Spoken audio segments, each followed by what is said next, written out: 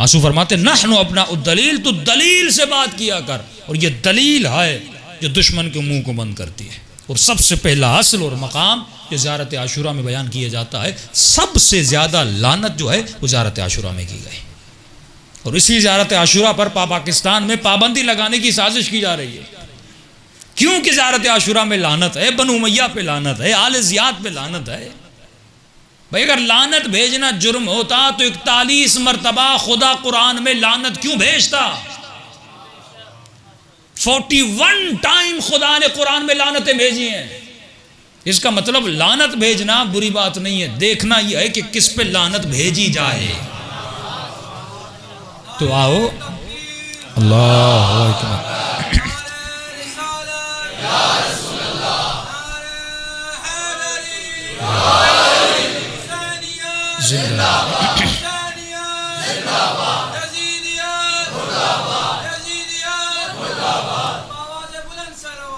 اللہم صلی علی محمد۔ ہم تو یہ کہتے نہیں کس پہ لعنت بھیجو، ہم کہتے ہیں یہ دیکھو خدا نے کس پہ لعنت بھیجی، تم بھی اس پہ لعنت بھیجو۔ 41 ٹائم مسلمان قرآن نہیں پڑھتا نا، 41 ٹائم خدا نے لعنت بھیجی۔ قرآن کی 18 سورتوں میں یہ لعنتیں موجود ہیں، ایک مرتبہ خدا نے سب کیا، جسے کہیں قرآنی گالی، اور اس کے بعد بھی خدا نے یہ کہا وَلَا تَسُبُّوا الَّذِينَ يَدْعُونَ مِن دُونِ اللَّهِ، لیکن تجھے گالی دینے کی اجازت نہیں ہے، کیونکہ خدا کی گالی بھی گالی نہیں تھی۔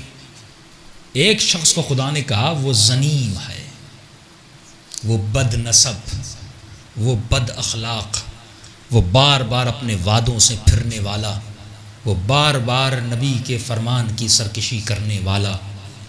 اور یہ کون تھا؟ یہ ہماری تفسیروں میں موجود ہے، یہ وہ تھا جس نے علی کا راستہ روکا تھا۔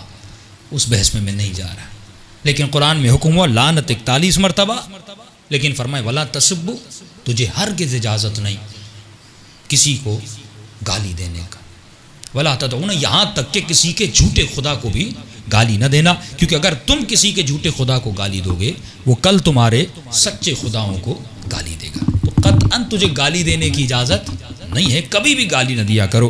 اب خدا نے کن کن پر لعنت بھیجی یہ مسلمان کو دیکھنا چاہیے۔ ایک لعنت وہ ہے جو خدا نے بھی بھیجی، ملائکوں نے بھی بھیجی، تمام لوگوں نے بھی بھیجی۔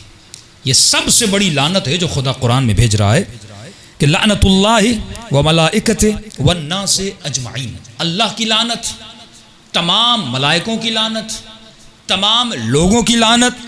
پہلی سب سے بڑی لعنت قرآن میں، اور یہ کن پہ لعنت ہو رہی ہے؟ فرمایا ثم فنجعل لعنت اللہ علی الکاذبین، یہ کن پر لعنت ہو رہی ہے؟ جو مباہلے میں اہل بیت کے مقابلے میں آ رہے ہیں، یعنی جو ان پنجتن کے مقابلے میں آئے گا، یہ قرآن کی دلیل ہے، یہ آئے مباہلہ کی دلیل ہے۔ کہ حبیب لیکن یہاں پر ایک اصول بھی بتا رہا ہوں، اس اصول میں جاؤں گا، وہ بات کی بحث ہے کہ اللہ اصول بتا رہا ہے کہ لعنت کب بھیجنا؟ پہلے علمی بحث کرو، اگر علمی بحث کے بعد بھی وہ نہیں مان رہا، اس کے بعد مقام مباہلہ ہے۔ ایسے نہیں کہ دو شیعہ پر سنی لڑ پڑے اور کہ چلو مباہلے پہ چلتے، فرمایا نہیں، پہلے بیٹھو علمی بحث کرو، قرآن کی دلیل دو، حدیث کی دلیل دو۔ اگر تم نے نبی کا فرمان بھی دیا، قرآن کی آیت بھی دی، لیکن وہ پھر بھی ماننے کے لیے تیار نہیں، فرمایا اب آؤ مباہلہ کرتے ہیں، اور اللہ کی لعنت ہو جو جھوٹ بولے۔ یہ قرآن کی وہ لعنت ہے جو خدا نے ان کے مقابلے میں بھیجی جو کن کے مقابلے میں آئے تھے؟ اہل بیت کے مقابلے میں آئے تھے، جو نفس رسول کے مقابلے میں آئے۔ فندعوا ابناءنا وابناءکم ونساءنا ونساءکم وانفسنا وانفسکم، جو ان کے مقابلے میں آئے، اللہ نے ان پر لعنت بھیجی۔ ہمارے استاد ہیں ایران میں، انہوں نے مباہلہ کیا، لیکن فرماتے ہیں مباہلے سے پہلے ہم نے علمی بحث کی۔ یہی مولا علی کی شان اور خلافت پر، ان مباحث پہ، سیدہ زہرا پہ، تمام تر چیزوں پہ کا تمام تر ہم نے قرآن سے دلیل دی ہے۔ دینے کے بعد کیونکہ وجود میں تعصب تھا، وہ دو لڑکے تھے، انہوں نے اس کو مانا نہیں، انہوں نے پھر بھی کہا مان جاؤ، مباہلے میں جاؤ گے اللہ کا عذاب بڑا سخت ہے۔ یعنی جب حق اس کے سامنے آ جائے اور حق کو پہچان لے، پہچاننے کے بعد بھی حق کا منکر ہو جائے، اب اللہ کا عذاب نازل ہو جاتا ہے۔ یعنی آپ کے سامنے بیان کر دیا بھائی یہ قرآن کی آیت ہے، یہ حدیث ہے، یہ نبی کا فرمان ہے، پھر بھی نہیں مان رہا، اب آپ کو اجازت ہے، ربیت فرماتے جاؤ اس سے مباہلہ کرو، عذاب کس پر ہوگا؟ اس پر ہوگا۔ کہ ہم مباہلہ ہم نے کیا، مباہلہ ختم ہو گیا، اس کے بعد انہوں نے کہا ہم پر تو کوئی عذاب نہیں ہوا. کہ دونوں چلے گئے گھر. اور گھر میں ایران میں سردی تھی. اچانک وہ جو جوان مباہلہ کر کے گیا تھا وہ کہتے ہیں کہ ہیٹر جل رہا تھا اس پہ گر گیا اور اس کے بدن کو آگ لگ گئی. اور جب اس کی بیوی اس کو بچانے آئی تو اس نے وہ ایک چادر لی اور چادر اس کے اوپر ڈالی اور وہ چادر بھی پلاسٹک مٹیریل کی تھی اور اس کو زیادہ آگ لگ گئی. کہ اس کے بعد اس کو چھپا کر دبئی لے جایا گیا تاکہ لوگوں کو پتہ نہ چلے کہ انہوں نے مباہلہ کیا تھا اور اللہ نے اس عذاب میں مبتلا کیا ہے. وہاں پر ڈاکٹرز نے پاؤں کی کھال اتاری تاکہ اوپر لگائیں اور پتہ نہ چلے. اس کھال سے اوپر والی کھال سے وہ میچ نہیں ہوئی. کہتے ہیں مولانا اس کی بیوی فون کر کے رو رہی تھی کہ آپ میرے شوہر کو بخش دیں. اس زمانے میں بھی جو واقعاً مباہلہ کرے اور حق کو دیکھ کر اس حق کو تسلیم میں کرے اس پر اللہ کا کیا ہوتا ہے؟ عذاب نازل ہوتا ہے. یہ عذاب یہی لعنت تو ہے کہ خدا جھوٹوں، کیونکہ جھوٹ بول رہے ہیں، جانتے ہیں کہ اہل بیت حق پر آئے لیکن پھر بھی وہ جھوٹ بولے. جانتے ہیں کہ یزید باطل پر ہے، جانتے ہیں کہ یہ بدبخت شرابی تھا، فاسد تھا، لیکن چند پیسے اور کوڑیوں کے لیے یہ اپنے دین کو بیچ دیتے ہیں. یہ اللہ سے تجارت نہیں کر رہے، یہ آل سعود سے اور آل بنو امیہ سے تجارت کر رہے ہیں. لیکن مقام فخر ہے شیعوں نے اگر تجارت کی ہے تو پروردگار عالم سے یا اہل بیت علیہ السلام سے. صلوات پڑھے محمد و آل محمد.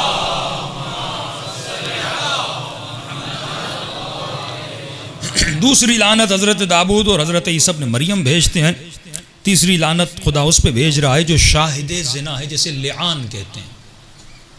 یعنی آدمی کسی خاتون کو، کسی مرد کو حالت زنا میں دیکھے اور گواہی دے، اس پہ لعنت نہیں ہے. اللہ کہتا ہے اس شاہد پہ لعنت ہے جو جھوٹی گواہی دے، کسی انسان کو بدنام کرے، اس کی عزت کو خراب کرے. یہ گالی بھی ہے نا کہ آپ کہیں کہ میں نے فلاں شخص کو اس حالت میں دیکھا ہے اور وہ اس حالت میں نہ ہو. یعنی جو غلط الزام لگائے خدا اس پر بھی لعنت بھیج رہا ہے. ان امتوں پہ لعنت بھیج رہا ہے جو ایک دوسرے پر لعنتیں بھیجتی تھی. وہ امتیں جو ایک دوسرے کو کافر کہتی تھیں خدا نے ان پر بھی لعنت بھیجی. خدا اس پر بھی لعنت بھیج رہا ہے جو نصارہ ہیں، مسیحی ہیں. اصحاب السبت کا نام آپ نے سنا ہوگا، خدا ان پر بھی لعنت بھیج رہا ہے. اہل کتاب جنہوں نے حقانیت کو دیکھا اور حقانیت کو مانا نہیں، خدا نے ان پر بھی لعنت. وہ یہودی مشرک جو بتوں کو سجدہ کر کے آئے تھے. آج بھی یہودی کہتے ہیں کہ ہم اس زمانے کو ان یہودیوں کے اس عمل پہ شرمندہ ہیں. یا آج کے یہودی اور خاخام ہیں، انہوں نے پورا فرمان دیا اور انہوں نے اپنا بیانیہ چھاپا کہ ہم رسول خدا کے زمانے کے یہودیوں کو اس عمل پہ شرمندہ ہیں. اتنا محمد کی دشمنی میں آ گئے تھے کہ اپنے اصول کو بھلا دیا تھا کہ یہود میں ہے کہ کبھی بتوں کو سجدہ نہیں کرنا، لیکن رسالت کی دشمنی میں جاتے ہیں بت پرستوں کے پاس اور کہتے ہیں ہم تمہارے بتوں کو سجدہ کرتے ہیں، آؤ مل جاتے ہیں اور مصطفیٰ کو شکست دیتے ہیں. کہ آج کا مسلمان اسی یہودیت کے کردار پہ اتنا شیعت کی دشمنی میں اتر گیا کہ اسرائیل کے ساتھ ہاتھ ملانے پر تیار ہے کہ صرف شیعہ کو شکست دے دیں. لیکن جس کے ساتھ خدا ہو، جس کے ساتھ حق ہو، نہ تم کل اس کو شکست دے پائے تھے نہ تم آج اس کو شکست دے پاؤ گے. صلوات پڑھے محمد و آل محمد.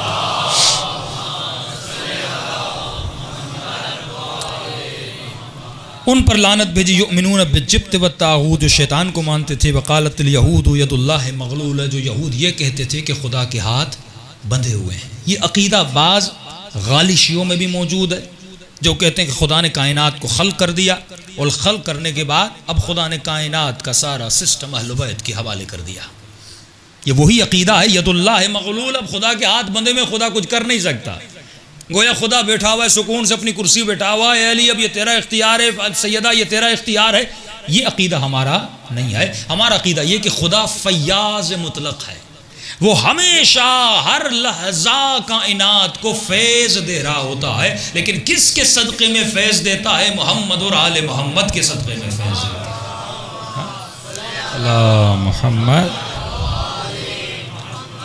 قوم عاد قوم سمود پہ لعنت بھیجی. مسلمان سوچے کہ خدا نے عاد پہ لعنت کیوں بھیجی، خدا نے سمود پہ لعنت کیوں بھیجی. اس بحث میں بھی آؤں گا لیکن کل کی مجلس میں آؤں گا. خدا نے فرعون کے لشکریوں پہ لعنت بھیجی. خدا نے ان جہنمی امتوں پر لعنت بھیجی جو بالاخص بنی اسرائیل سے تھے. خدا نے ان پر لعنت بھیجی. ان الذین یؤذون اللہ، یہ بڑی عجیب آیت ہے.